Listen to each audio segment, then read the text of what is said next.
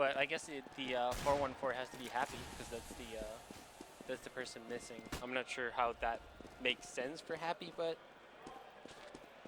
yeah. So I yeah. I don't know. We're not underway just yet here, as we're just going to still kind of grinding our gears, waiting for these players to get readied up here. We were at the point where we should have been lived up by this go around, but as we look at it right now, we're still kind of in a holding pattern waiting for this matchup. Of course, we've been waiting here just as long as you have. A great shout out over there to our guys, Sir Scoots, as well as Thorn and even BSL for being able to fill. Huh? Even BSL? Yeah, even no. Well, even he gets a shout out. Yeah, every one of these guys over there, they've been basically trying to fill as much time as possible with really good information to, for those of you that don't know at home. I mean, just again, giving you every little tidbit that you could use. Yeah, definitely had a lot of the expert guest conversations going on for quite a bit of time. I mean, I've heard most of it, but not everything. And I mean, it's been very good conversation. It's been entertaining to listen to while waiting. Because like you said, we've been waiting just as actually we've probably been waiting longer than everybody else because we've been here all day. Yeah, one of the things that I would probably actually do is put a countdown timer for Thorn to give him only about 30 to 45 seconds to be able to explain the thought. But other than that, I think I'd be pretty good about that. Yep. So again, now it looks like it's our turn to fill as we're waiting here for all 10 players to be able to hop here in the server here as again, we're in the loser bracket here for Group B. We're going to figure out who's going to actually face off against Fnatic in the playoffs here. And one of the interesting things, and this traditionally doesn't happen this way, we're actually going to go ahead and get into the first round, the round of 8 in the playoffs today. And so we're not going to wait for what happens in Group C or Group D. We're going to go ahead and hop directly into what will happen in the round of 8 with the mixture between Group A and Group B. Yeah, that's definitely something different than most tournaments it's very are doing. Different. I don't think I've ever seen this happen before. And you can talk about it all day, whether it's good or not. I mean, everybody has their opinion. I'm not sure if there's a valid one out there. Well, as a media standpoint, you'd really like to set the stage and sit there and explain, these are your top 8 teams here from the tournament. Yeah. This is where they came from. This is what happened. But immediately tomorrow, once we get done with Group C and Group D, then we'll immediately sit there and start to talk about, well, these other teams are already past here. Yeah. These are your top 6 at this point. But of course, as you probably already figured out, we're still going to kind of wait things out. But we'll be back. Once everything's set up, we'll hop directly in the game, and we won't miss a single round. Here from DreamHack Winner, we'll be right back.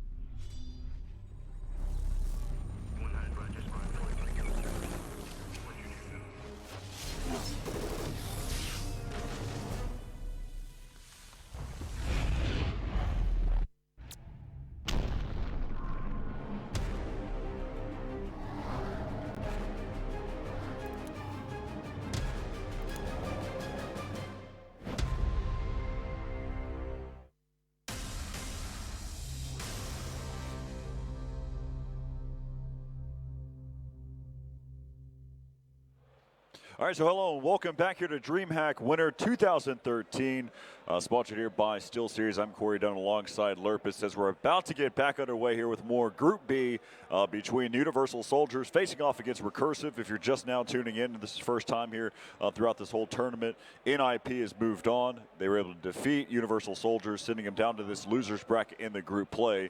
iBuyPower also was eliminated through that process as well. Yeah, so far, I get somewhat surprising results overall, because I think a lot of people thought Clan Mystic would go through, and not many people expected LGB Esports to go through. That's another one too, from Group A. But I mean, NIP topping Group B, not much of a surprise to anyone, I don't think. And I think a bunch of people, including yours truly, expected iBuyPower to be playing in this game right now against Universal Soldiers for a spot in the playoffs. But the Americans simply disappointed here this time. Yeah, it's a, so it's a sad we're one stuck to with say, the Frenchmen. but that is what it is here. As we can see right now, again, well, whoever wins this matchup will be the second seed out of Group B, and we'll actually see them play later this evening against Fnatic. Whoever wins this one will face off against Fnatic, and LGB will face off against NIP. And also the winner of this match will effectively win $8 grand, because the loser gets $2 grand for last place. Right. And getting into the quarterfinals pays you 10 grand. So basically every round you win, if you win the match, is worth 500 bucks. All right, so we're here in the pistol round. 100 bucks a player. You're gonna start to be able to move up here towards the banana side. As Neo's gonna start things off with a nice headshot there. That was a really nice peek with a time flash. Gonna be playing close quarters there, and Snack's able to pick up 2 as well. So there goes 3, and just look at it, you've got 2 kills there for Neo, 2 for Snacks, and Pasha was able to pick up 1. And they just really got shut down there. I mean, that was just dominant.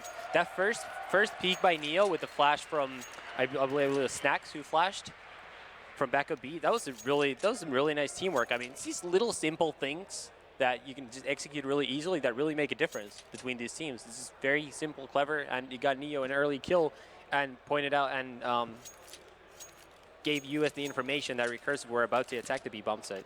All right, so we're now going to get back into it. As you can see on your screen, there was Taz actually disconnected for a moment. He is back in the server. Luckily enough, we didn't have any further delay here. As we'll see what happens here in this one so far. Looks like Recursive have actually gone for a buy here. They bought everything they can. They have absolutely zero money left in the bank.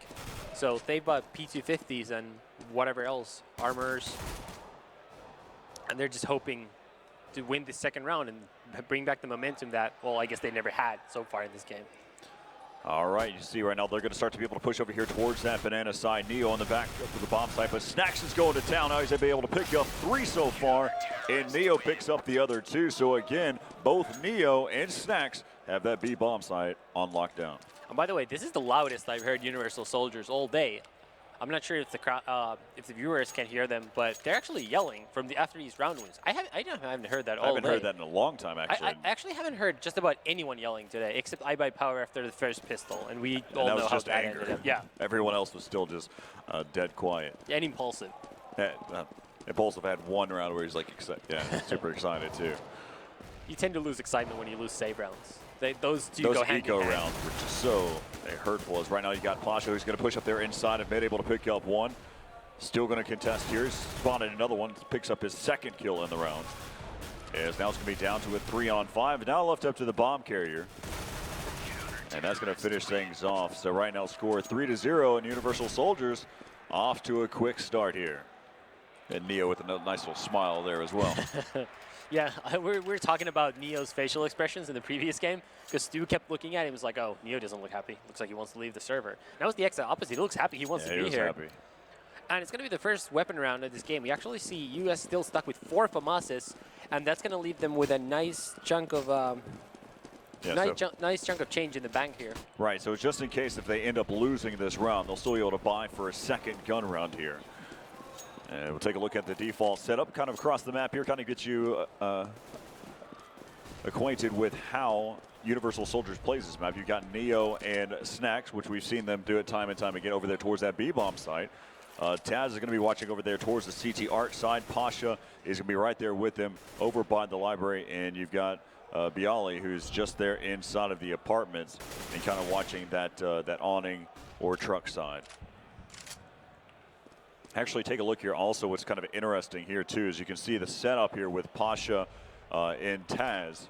They've got a nice little way that they're working together there. Now they're actually going to exchange positions now, and you're going to see Taz going to start to rotate back around. So again, we're just kind of cycling around through the map, and you're seeing that Recursive is just trying to find an opening.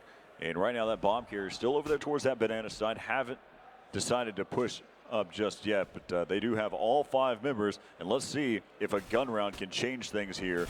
As again, that Snacks and Neo were the last time they were able to hold things down. They do pick off 2 before Neo goes down, and a nice flashbang that picks off 2 more, make that 3. That's a really good round by Snacks once again, and Snacks and Neo are just shutting Recursive down in that B bomb site. Once again, very good flash. I'm not sure if it was Taz or Pasha. I think it was Taz because yeah, very good flash work once again in the B bomb site. Recursive are just getting shut down over there, and just great defensive play by US so far. Yeah, again, what you saw there was Neo and Snacks before one of them were taken out. They were able to pick up at least 2 kills right there, right out of the gates. That's a great way to start things off, especially on a 5-man push. And then that flash that came from Taz on the rotation helped out Snacks to be able to pick up 3 and 4. And right now, Recursive are on another save round. They bought a couple of P250s. I think most of them have P250s, if not all. But probably not going to be anything too crazy going on here. I mean, US look pretty solid here on their defensive side, so I wouldn't expect any crazy mistakes by them. And, you know, Snacks is just the wrong person to feed right now. He's feeling hot already. Just stay away from that guy. Yeah, Taz over there towards the awning side. He's going to get finally taken out. Now going to be down to a 3-on-2. Left up to Uzi now. And Bialy, they're just going back and forth here with those pistols.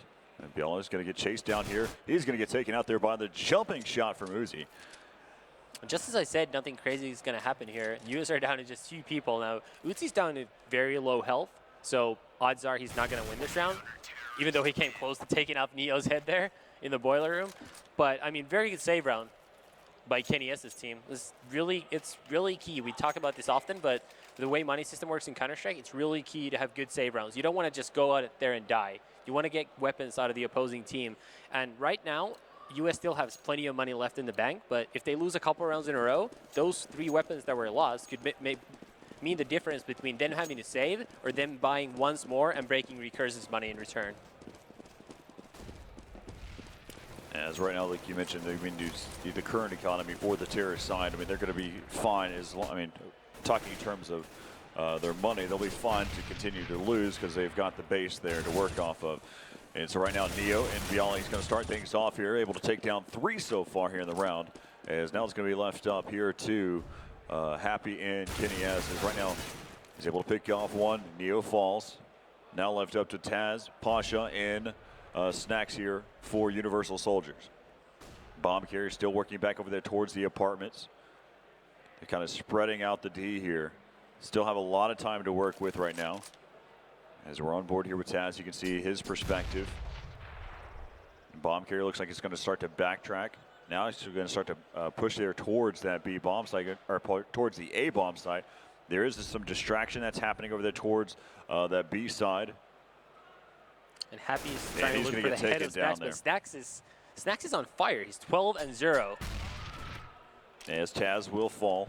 And now it's going to be down to just Kenny S here in this 1-on-2. 20 seconds left here in the round. He does have the bomb. He will get that bomb planted inside. Actually, just going to go and try to do that fake plant. Of course, that new update that came into play here.